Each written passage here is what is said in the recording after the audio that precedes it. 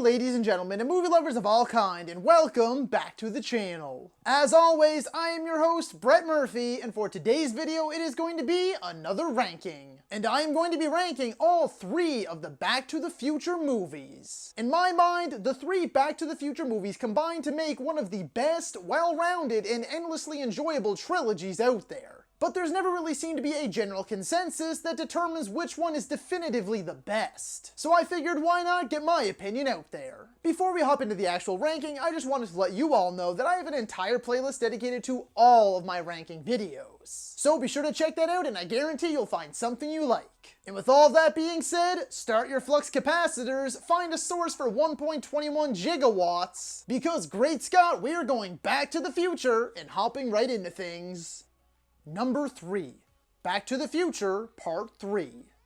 Despite this being in the last place spot, I still absolutely adore this movie. Sure, it's way campier and goofier than the first 2, but in my eyes, that's all part of its unique charm. The Western setting is really the only place they had left to go unless they went way back, but I highly doubt that was in the budget. Thankfully though, it worked very well, mixing Western-themed pop culture references with playful jabs at old Western flicks, all wrapped up in another misadventure with our favorite time-traveling duo. I've always liked how Doc's gotten a lot more time to shine in this one. This time, it's him trying to get the girl, it's him searching for his happy ending. And I think where things left off for Doc were perfect. Aside from that, it boasts clever and well-timed humor, a great villain in Buford Mad Dog Tannen, and it really does end the trilogy on the best note imaginable.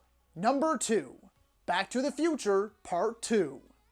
This one was always my favorite growing up, for like the longest time, really. It was actually only very recently that I switched this one in the number 1 spot around. It was my first ever introduction to alternate realities and alternate timelines. Not only do we start off by traveling to the future, way ahead all the way to 2015, which is insane to think was already 6 years ago now, but at that time, this was crazy. I mean, the visual effects were wild. From flying cars to holograms to hoverboards to instant cook pizzas, it was all some serious shit. Then we go back to an alternate 1985. Which offers up another very unique take on the time period. With a city run by greed and corruption, and I'm realizing this doesn't sound very different at all, but essentially it's Bifftown. It's all about casinos, motorcycle gangs, and plastic surgery. Then they get us to travel back again all the way to 1955 once more, to fix this alternate 1985, and then poof, we get a massive cliffhanger ending. And I am very thankful that I didn't actually have to wait for this as a kid growing up, because I would have been absolutely chomping at the bit to see what was coming next. To me, this is the weirdest of the bunch, and the darkest. And that's honestly why I've always loved it so much. It's got more action, multiple time periods, and fresh and unique ideas that had rarely been explored at that time. And number 1, Back to the Future.